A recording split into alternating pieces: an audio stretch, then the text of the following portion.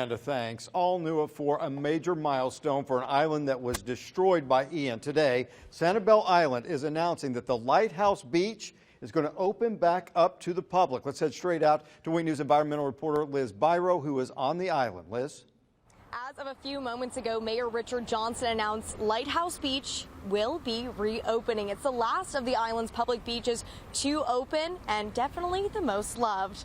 The lighthouse has become synonymous with Sanibel. After Ian, it lost a leg, but still stood strong.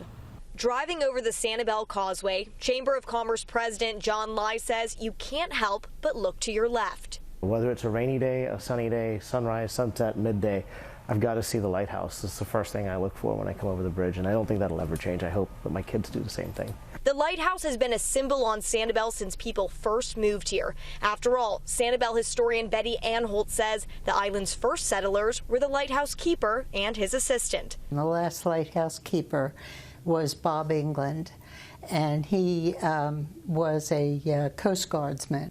Things had automated at that point pretty much. They were running on acetylene gas, and then later it was electrified. Once a light navigating captains around the island, now a beacon of light for the community, which is why rumors the structure had been lost entirely to Ian hit everyone hard. It was concerning, very concerning, and relief that it was there.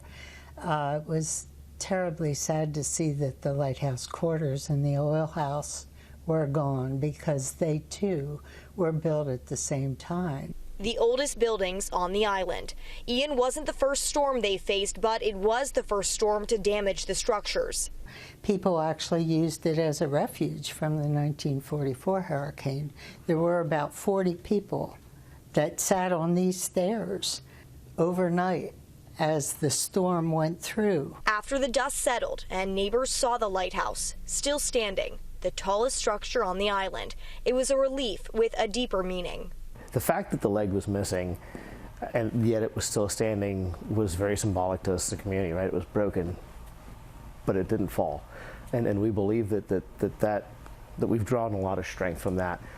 You won't be able to drive right up to the lighthouse like you were able to in the past, but you can walk right up to the fence where the leg is being restored. The fishing pier is not rebuilt yet, but the city and city council will eventually decide when that gets done. At 5, I'll tell you why Lighthouse Beach is the last to reopen. At the Sanibel Captiva Chamber of Commerce, Liz Byro, Wink News.